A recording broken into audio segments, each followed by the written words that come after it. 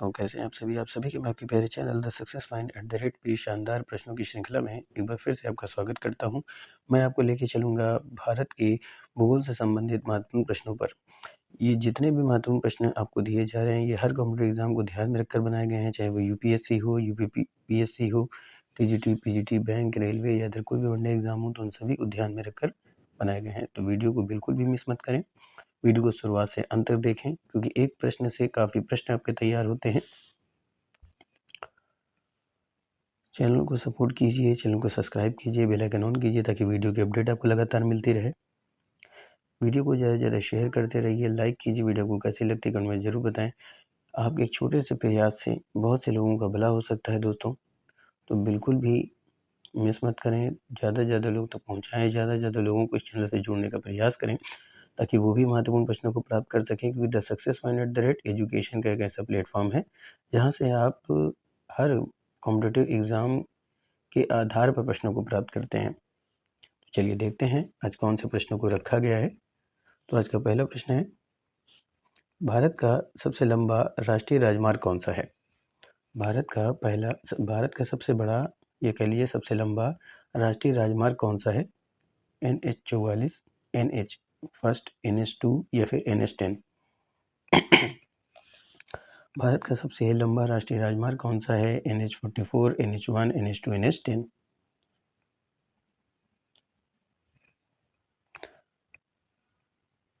बहुत ही शानदार, बहुत ही लाजवाब प्रश्न है दोस्तों। अगर आप किसी प्रश्न को देखना चाहते हैं, किसी सब्जेक्ट का अच्छे से अध्ययन करना चाहते हैं, किसी सेलेक्टेड टॉपिक का अध्ययन करना चाहते हैं, तो आप प्ले लिस्ट में जाकर के देख सकते हैं। हर तरह की सुविधा आपके लिए मौजूद है दोस्तों। बस ज़रूरत इस बात की है कि चैनल का सपोर्ट करें, चैनल को प्यार दें, क्योंकि चैनल आपको ज़मीन से आसमान की बुलंदी तक पहुंचाने का माध्यम रखता है दोस्तों। तो भारत का सबसे लंबा राष्ट्रीय राजमार्ग कौन सा है? तो ये है NH-44, जो भारत का सबसे लंबा राष्ट्रीय मार्ग है, जो श्रीनगर को कन्याकुमारी तक जाता है। तो उत्तर क्या हो जाएगा? NH-44। भारत का सबसे लंबा राष्ट्रीय राजमार्ग कौन सा है? तो NH4 है। तो ए विकल्प आपका सही हो जाएगा। तो A is the right answer for this question. और ये जो राष्ट्रीय राजमार्ग है, ये श्रीनगर से कन्याकुमारी तक है। ये भी याद रखने वाली बात है प्यारे दोस्तों। ये है श्रीनगर से कन्याकुमारी।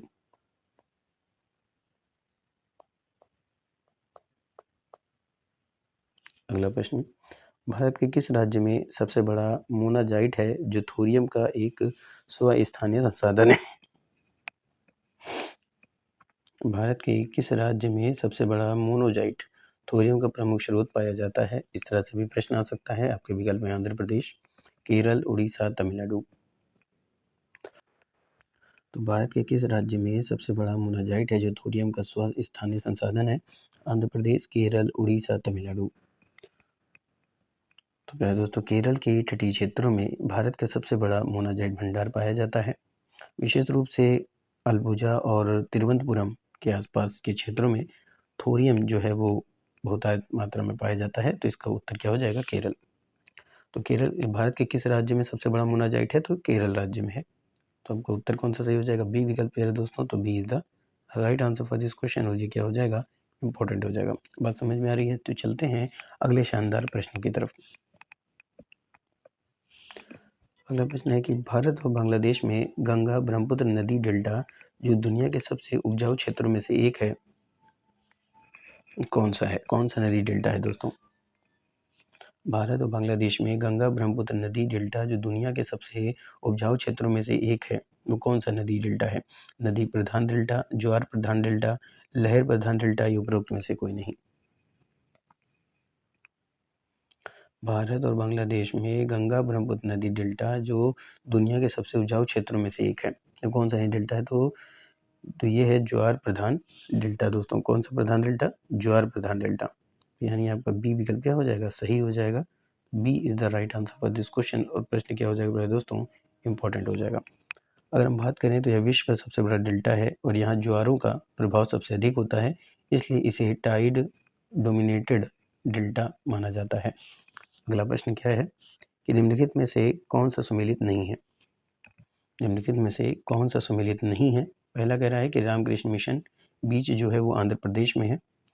चंदीपुर बीच उड़ीसा में है, गोल्डन बीच तमिलनाडु में है और मरारी बीच गोवा में है। तो निम्नलिखित में से कौन सा सम्मिलित नहीं है, इसका आपको उत्तर देना है।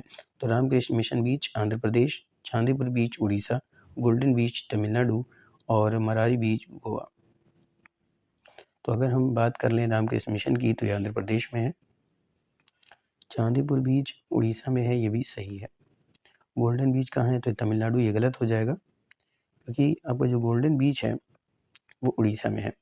मरारी बीच कहाँ है, तो गोवा, तो ये भी गलत हो जाएगा। पूछा है कौन सा सही सम्मिलित नहीं है, तो यहाँ पे प्यारे दोस्तों चूंकि प्रश्न में केवल एक विकल्प चुनना होता है इसलिए ज़्यादातर हम सी विकल्प को प्राधान्य देंगे। ठीक है, कौन सा विकल्प सही होगा यहाँ पे, सी विकल्प। बस समझिए दोस्तों, क्योंकि अगर हम सबसे प्रसिद्ध गलत की बात करें तो क्या हो जाएगा, गोल्डन बीच जो कि तमिलनाडु है। ठीक है, C is the right answer for this question. और ये क्या हो जाएगा, इंपॉर्टेंट हो जाएगा। मरारी बीच जो कि केरल में है, पर ये गोवा और केरल के बीच में पड़ जाता है, इसलिए ये भी सही हो सकता है। इसलिए एग्जैक्ट सही उत्तर क्या हो जाएगा, सी विकल्प कि गोल्डन बीच तमिलनाडु, ये गलत हो जाएगा क्योंकि ये उड़ीसा में है। ये कहाँ है, उड़ीसा। आगे चलते हैं। अगला प्रश्न है कि निम्नलिखित में से कौन सी नदी है जो अध्यारोपित जल निकास प्रणाली का उदाहरण मानी जाती है। अध्यारोपित जल निकास प्रणाली का उदाहरण कौन सी नदी है, बनास, चंबल, सरस्वती, गोमती। कौन सी नदी है जो अध्यारोपित जल निकास प्रणाली का उदाहरण है। आपका विकल्प क्या है, बनास, चंबल, सरस्वती, गोमती। तो चंबल नदी विंध्य पर्वतमाला पर अपनी पुरानी संरचना को काटते हुए बहती है और यह अध्यारोपित का क्लासिक उदाहरण माना जाता है। तो उत्तर क्या हो जाएगा, चंबल नदी। बी विकल्प आपका क्या हो जाएगा, सही हो जाएगा। तो B is the right answer for this question. और प्रश्न क्या हो जाएगा, इंपॉर्टेंट हो जाएगा। अगला प्रश्न क्या कह रहा है कि निम्नलिखित स्थानों पर विचार करें। अंगुल उड़ीसा में है, मंजलखंड ये मध्य प्रदेश में है, घटियाला घाटशिला ये झारखंड में है। निम्नलिखित में से कौन सा क्रमशः उपरोक्त स्थानों पर पाए जाने वाले प्रमुख खनिजों का सही क्रम है।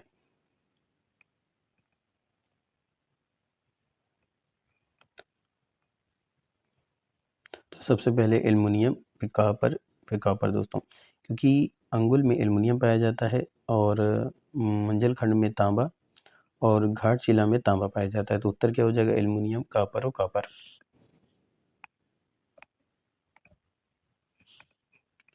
निम्नलिखित स्थानों पर विचार करना था, तो उत्तर हो जाएगा एल्युमिनियम, कॉपर, कॉपर, यानी कि सी विकल्प आपका सही होगा दोस्तों। C is the right answer for this question. और प्रश्न क्या हो जाएगा, इंपॉर्टेंट हो जाएगा। अगले प्रश्न को देखते हैं। अगला प्रश्न है कि मीठी नदी निम्नलिखित में से किस भारतीय शहर से होकर बहती है। मुंबई, अहमदाबाद, कोलकाता, दिल्ली। मीठी नदी निम्नलिखित में से किस भारतीय शहर से होकर बहती है। मुंबई से, अहमदाबाद से, कोलकाता से, दिल्ली से। तो दोस्तों जो मीठी नदी है वो मुंबई के उपनगरों जैसे विले पार्ले, अंधेरी, संता क्रूज और बांद्रा से होकर बहती है तथा महिम खाड़ी में मिल जाती है। तो मीठी नदी किस शहरी भारतीय शहर से होकर बहती है, तो इसका सही उत्तर होगा मुंबई। कौन सा उत्तर होगा, मुंबई से होकर बहती है मीठी नदी। उत्तर कौन सा सही हो जाएगा, ए विकल्प सही हो जाएगा। तो A is the right answer for this question. और प्रश्न क्या होगा पहले दोस्तों, इंपॉर्टेंट हो जाएगा। The success point at the rate education का एक ऐसा प्लेटफॉर्म है जहाँ से आप शानदार प्रश्नों को प्राप्त करते हैं, तो बिल्कुल भी मिस मत करें। सुबह के 11 बजे आपको भूगोल से संबंधित प्रश्न दिए जाते हैं, दोपहर 2 बजे आपके भारतीय अर्थव्यवस्था से और रात के 8:05 पे हिस्ट्री से संबंधित प्रश्नों पर डिस्कशन होता है। अगला प्रश्न है, भारत में तांबे के भंडार निम्नलिखित में से किस क्षेत्र में पाए जाते हैं। भारत में तांबे के भंडार निम्नलिखित में से किस क्षेत्र में पाए जाते हैं। आपके विकल्प है सिंहभूम, कोलार, सेलम, कर्णपुरा। बहुत ही शानदार प्रश्न दोस्तों। तो भारत में तांबे के प्रमुख भंडार किस क्षेत्र में पाए जाते हैं, सिंहभूम, कोलार, सेलम, कर्णपुरा। तो झारखंड का सिंहभूम क्षेत्र भारत में तांबे के लिए सबसे प्रमुख क्षेत्र माना जाता है, सबसे प्रसिद्ध क्षेत्र माना जाता है, जहां हिंदुस्तान कॉपर लिमिटेड की प्रमुख खानें स्थित हैं। तो भारत में तांबे के प्रमुख भंडार किस क्षेत्र में पाए जाते हैं, तो इसका सही उत्तर हो जाएगा सिंहभूम, जो कि झारखंड का क्षेत्र माना जाता है। तो ये हो जाएगा ए विकल्प। तो A is the right answer for this question. और ये क्या हो जाएगा प्यारे दोस्तों, इंपॉर्टेंट हो जाएगा। आपको याद रखने वाली बात ये है कि ये जो सिंहभूम क्षेत्र ये कहाँ पड़ता है, तो ये झारखंड में पड़ता है। ये कहाँ पड़ता है, तो ये झारखंड में पड़ता है। आगे चलते हैं। अगला प्रश्न है कि प्रति 100 हेक्टेयर सकल फसल क्षेत्र में मवेशी जनसंख्या का घनत्व निम्नलिखित में से किस राज्य में सबसे अधिक है? बिहार में, हरियाणा में, मध्य प्रदेश में और उत्तर प्रदेश में। प्रति 100 हेक्टेयर सकल फसल क्षेत्र में मवेशी जनसंख्या घनत्व किस राज्यों में सबसे अधिक है? बिहार में, हरियाणा में, मध्य प्रदेश में, उत्तर प्रदेश में। तो अगर हम बात करें तो बिहार में पशुधन घनत्व सबसे अधिक है, विशेषकर प्रति इकाई कृषि भूमि पर। तो प्रति 100 हेक्टेयर सकल फसल क्षेत्र में मवेशी जनसंख्या घनत्व किस राज्य में सबसे अधिक है? तो इसका सही उत्तर क्या होगा? बिहार। इसका उत्तर क्या हो जाएगा? बिहार। तो A is the right answer for this question. ये क्या हो जाएगा भाई दोस्तों? इंपॉर्टेंट हो जाएगा। अगला प्रश्न क्या है? धारवाड़ प्रणाली की चट्टानें भारत में निम्नलिखित में से किस राज्य में पहली बार पाई जाती हैं?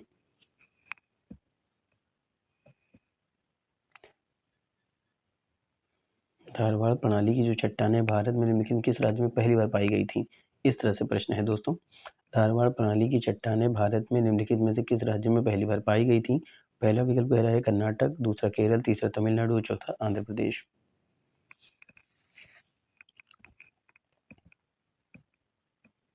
तो धारवाड़ प्रणाली की चट्टानें भारत में किस राज्य में पहली बार पाई गई थी? तो यह है कर्नाटक राज्य में। कहाँ दोस्तों? कर्नाटक राज्य में। तो ए विकल्प आपका सही हो जाएगा। तो A is the right answer for this question. ठीक है। धारवाड़ चट्टानें भारत की सबसे प्राचीन भूवैज्ञानिक संरचनाओं में से हैं और इनका सर्वप्रथम अध्ययन कर्नाटक के धारवाड़ जिले में हुआ था। कर्नाटक के धारवाड़ जिला। ठीक है दोस्तों, धारवाड़ जिला याद रखिएगा।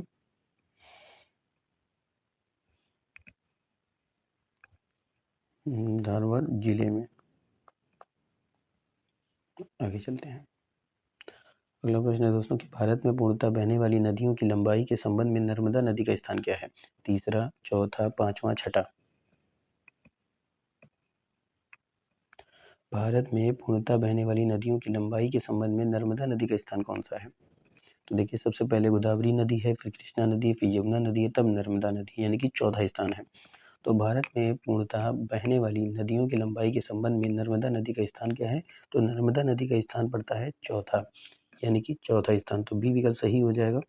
तो B is the right answer for this question. और ये क्या हो जाएगा? इंपॉर्टेंट हो जाएगा। बात समझ में आया दोस्तों? भारत में पूर्णतः बहने वाली नदियों की लंबाई के संबंध में नर्मदा नदी का कौन सा स्थान है? तो ये चौथा स्थान है। अगला प्रश्न क्या है कि निम्नलिखित में से कौन सा वन प्रकार भारत में अधिकतम क्षेत्र पर फैला हुआ है? यानी किस प्रकार का जंगल है, किस प्रकार का वन है जो भारत में अधिकतम क्षेत्र पर फैला है? पहला कह रहा है उष्णकटिबंधीय नर्म पर्णपाती, दूसरा कह रहा है पर्वतीय आर्द्र समशीतोष्ण वन, तीसरा कह रहा है उष्णकटिबंधीय आर्द्र सदाबहार और चौथा कह रहा है उष्णकटिबंधीय वर्षा वन। निम्नलिखित में से कौन सा वन प्रकार है जो भारत में अधिकतम क्षेत्र पर फैला हुआ है? भारत में सबसे बड़ा वन प्रकार जो है वो उष्णकटिबंधीय शुष्क पर्णपाती है, लेकिन यह विकल्पों में नहीं दिया गया है। दिए गए विकल्पों के आधार पर कौन सा हो जाएगा? उष्णकटिबंधीय नम पर्णपाती वन, यानी उत्तर ए हो जाएगा। तो A is the right answer for this question. और ये क्या हो जाएगा? इंपॉर्टेंट हो जाएगा। पहले शुष्क है फिर नम है, पर यहाँ पे शुष्क नहीं दिया, इसलिए नम को पहला स्थान दिया जाएगा। अगला प्रश्न क्या है कि दी गई जानकारी की सहायता से राज्य की पहचान करें। राज्य का उत्तरी भाग अर्ध शुष्क क्षेत्र है। दूसरा कह रहा है मध्य क्षेत्र कपास उत्पादन के लिए प्रसिद्ध है। नकदी फसलों का क्षेत्रफल खाद्य फसलों से अधिक है। नीचे दिए गए विकल्पों में से सही उत्तर का चयन करना है। तो उत्तरी भाग अर्ध शुष्क है, मध्य क्षेत्र कपास उत्पादन के लिए प्रसिद्ध है और नकदी फसलों का क्षेत्रफल खाद्य फसलों से अधिक माना जाता है यहाँ पर। तो दिए गई जानकारी की सहायता से आपको राज्य की पहचान करनी है। तो उत्तरी गुजरात अर्ध शुष्क है। सौराष्ट्र और कच्छ जो है वो विशेषकर मध्य भाग कपास की खेती के लिए जाना जाता है। गुजरात में तिलहन, कपास, मूंगफली जैसी नकदी फसलों का अनुपात खाद्य फसलों से अधिक है। तो उत्तर कौन सा हो जाएगा? गुजरात, यानी कि ए विकल्प आपका सही हो जाएगा। तो A is the right answer for this question. और ये हो जाएगा मेरे दोस्तों इंपॉर्टेंट। ठीक है, आगे चलते हैं, देखते हैं आगे कौन से महत्वपूर्ण प्रश्नों को रखा गया है दोस्तों, जो आप लोग के हर एग्जाम को ध्यान में रखकर बनाए गए हैं। अगला प्रश्न है कि निम्नलिखित सोने की खानों को उनके अस्तित्व के स्थान के साथ मिलान करें। ठीक है दोस्तों, पहला क्या कह रहा है? कोलार, दूसरा झारखंड, तीसरा रामगिरी, तीसरा चौथा कर्नाटक, पांचवा हीराबुद्दीन और चौथा है आंध्र प्रदेश। मिलान करना है दोस्तों। ठीक है, पहला है कोलार, दूसरा है रामगिरी, तीसरा है हीराबुद्दीन। तो कोलार की खान कहाँ है? कोलार की खान की बात करें तो कर्नाटक में है। ठीक है, पहले का बी हो जाएगा। दूसरा कह रहा है रामगिरी, तो यह आंध्र प्रदेश में है, सी हो जाएगा। और तीसरा है हीराबुद्दीन, जो कि झारखंड में है, तो उत्तर ए विकल्प आपका सही हो जाएगा प्यारे दोस्तों। तो A is the right answer for this question, और ये क्या हो जाएगा? इंपॉर्टेंट हो जाएगा। अगला प्रश्न क्या है? प्रति 100 हेक्टेयर सकल फसल क्षेत्र में मवेशी जनसंख्या का घनत्व निम्नलिखित में से किस राज्य में सबसे अधिक है? प्यारे दोस्तों, प्रश्न रिपीट हो गया, उत्तर हो जाएगा बिहार। तो A is the right answer for this question, और ये क्या हो जाएगा? इंपॉर्टेंट हो जाएगा।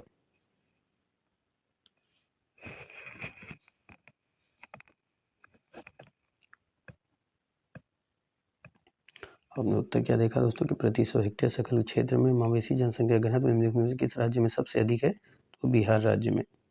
तो ए विकल्प यहाँ पे सही हो जाएगा। तो A is the right answer for this question, और प्रश्न क्या होगा? इंपॉर्टेंट होगा। अगला प्रश्न है कि सैडल पीक निम्नलिखित में से किस द्वीप पर स्थित है? ग्रेट निकोबार, मध्य अंडमान, छोटा अंडमान, उत्तरी अंडमान। तो सैडल पीक निम्नलिखित में से किस द्वीप पर स्थित है? तो सैडल पीक जो है वो अंडमान निकोबार द्वीप समूह की सबसे ऊंची चोटी मानी जाती है, और यह उत्तरी अंडमान द्वीप में स्थित है। तो उत्तर कौन सा सही हो जाएगा? उत्तरी अंडमान, यानी कि डी विकल्प सही हो जाएगा। D is the right answer for this question, और प्रश्न क्या होगा? इंपॉर्टेंट होगा। ठीक है, आगे चलते हैं। अगला प्रश्न है कि कौन सी क्षेत्रीय परिषद अधिकतम राज्यों को कवर करती है? मध्य क्षेत्रीय परिषद, उत्तरी पूर्वी क्षेत्रीय परिषद, दक्षिणी क्षेत्रीय परिषद और पश्चिमी क्षेत्रीय परिषद। कौन सी क्षेत्रीय परिषद है जो अधिकतम राज्यों को कवर करती है? तो दक्षिणी परिषद में शामिल राज्य आंध्र प्रदेश, कर्नाटक, केरल, तमिलनाडु, तेलंगाना, पांडिचेरी, यानी कि 5 राज्य और एक केंद्र शासित प्रदेश, जो इसे सबसे ज़्यादा व्यापक बनाता है। तो कौन सी क्षेत्रीय परिषद है जो अधिकतम राज्यों को कवर करती है? तो इसका सही उत्तर हो जाएगा दक्षिणी क्षेत्रीय परिषद। क्या हो जाएगा दोस्तों? दक्षिणी क्षेत्रीय परिषद। सी विकल्प सही हो जाएगा। तो C is the right answer for this question, और ये इंपॉर्टेंट होगा। अगला प्रश्न क्या है? अरावली में रेत के टीलों वाले शुष्क स्थलकृतिक क्षेत्र को निम्नलिखित में से किस नाम से जाना जाता है? बर्फीला तूफान, बरखांस, बैडलैंड या फिर मैदान। अरावली में रेत के टीलों वाले शुष्क स्थलकृतिक क्षेत्र को निम्नलिखित में से किस नाम से जाना जाता है? आपका विकल्प क्या कह रहा है? बर्फीला तूफान, बरखांस, बैडलैंड या फिर मैदान। तो याद रखिए दोस्तों, अरावली में रेत के टीलों वाले शुष्क स्थलकृतिक क्षेत्र को निम्नलिखित में जिस नाम से जाना जाता है वो है बरखांस, क्योंकि ये अर्धचंद्राकार रेत के टीले होते हैं जो शुष्क व मरुस्थलीय क्षेत्रों में बनते हैं। तो उत्तर क्या हो जाएगा? बरखांस। तो बी विकल्प यहाँ पे सही हो जाएगा। तो B is the right answer for this question, और प्रश्न क्या हो जाएगा? इंपॉर्टेंट हो जाएगा। चलते हैं अगले प्रश्न की तरफ। अगला प्रश्न दोस्तों कि निम्नलिखित में से स्वराज द्वीप का दूसरा नाम क्या है? राज द्वीप, हैवलॉक द्वीप, डिफेंस द्वीप या फिर जेम्स द्वीप। स्वराज द्वीप का दूसरा नाम क्या है? राज द्वीप, हैवलॉक द्वीप, डिफेंस द्वीप या फिर जेम्स द्वीप। प्रश्नों को देखिए और विकल्पों के आधार पर उत्तर लगाने का प्रयास कीजिए। कॉपी पेन लेके बैठे जैसे ही प्रश्नों की सीरीज शुरू हो, ताकि आप ये जान पाएँ कि आप कितने सही प्रश्नों के उत्तर दे पाते हैं। मेहनत और संघर्ष से पीछे नहीं हटना है, क्योंकि मेहनत और संघर्ष और आत्मविश्वास से ही सफलता को प्राप्त किया जा सकता है। तो निम्नलिखित में से स्वराज द्वीप का दूसरा नाम क्या है? तो हैवलॉक द्वीप। हैवलॉक द्वीप आपके बी विकल्प में दे रहा है, तो B is the right answer for this question, और प्रश्न क्या हो जाएगा? इंपॉर्टेंट हो जाएगा दोस्तों। ठीक है, चलते हैं अगले प्रश्न की तरफ। मुंबई के थाने क्रीक अभयारण्य का कौन सा भाग मैंग्रोव आवरण के अंतर्गत आता है? मुंबई के थाने क्रीक अभयारण्य का वह भाग जो मैंग्रोव आवरण के अंतर्गत आता है वह कौन सा भाग है? पूर्वी भाग, पश्चिमी भाग, उत्तरी भाग या फिर पश्चिमी भाग। दोस्तों पश्चिमी भाग फिर से रिपीट हो गया है। तो मुंबई के थाने क्रीक अभयारण्य का कौन सा भाग है जो मैंग्रोव आवरण के अंतर्गत आता है? तो इसका सही उत्तर होगा पश्चिम। यानी कि बी विकल्प सही हो जाएगा। तो B is the right answer for this question. और प्रश्न क्या हो जाएगा, इंपॉर्टेंट हो जाएगा। ठीक है, अगले प्रश्न को देखते हैं। अगला प्रश्न है कि निम्नलिखित में से कौन सा ओलिव रिडले समुद्री कछुओं के लिए विश्व का सबसे प्रसिद्ध घोंसला बनाने वाला समुद्री तट है? गहीरमाथा बीच, पारादीप समुद्र बीच, ताजपुर बीच या फिर मंदारमणि बीच? कौन सा ओलिव रिडले समुद्री कछुओं के लिए विश्व का सबसे महत्वपूर्ण घोंसला बनाने वाला समुद्री तट है? बताइए कौन सा उत्तर होगा इसका। तो इसका सही उत्तर है महीरमाथा बीच। कौन सा दोस्तों? महीरमाथा बीच। तो A is the right answer for this question. और ये क्या हो जाएगा, इंपॉर्टेंट हो जाएगा। महीरमाथा बीच की बात करें तो ये है कहाँ? तो ये उड़ीसा में है। महीरमाथा बीच कहाँ पे है दोस्तों? तो ये उड़ीसा में है। ठीक है, विश्व का सबसे महत्वपूर्ण है रिडले कछुओं का घोंसला स्थल है ये। अगला प्रश्न क्या है कि उड़ीसा के निम्नलिखित में से किस समुद्र तट पर प्रसिद्ध रेत कलाकार सुदर्शन पटनायक की रेत कला प्रदर्शनी आयोजित होती है? उड़ीसा के निम्नलिखित में से किस समुद्र तट पर प्रसिद्ध रेत कलाकार सुदर्शन पटनायक की रेत कला प्रदर्शनी आयोजित होती है? तलसारी बीच, दगारा बीच, गहीरमाथा बीच या फिर पुरी बीच?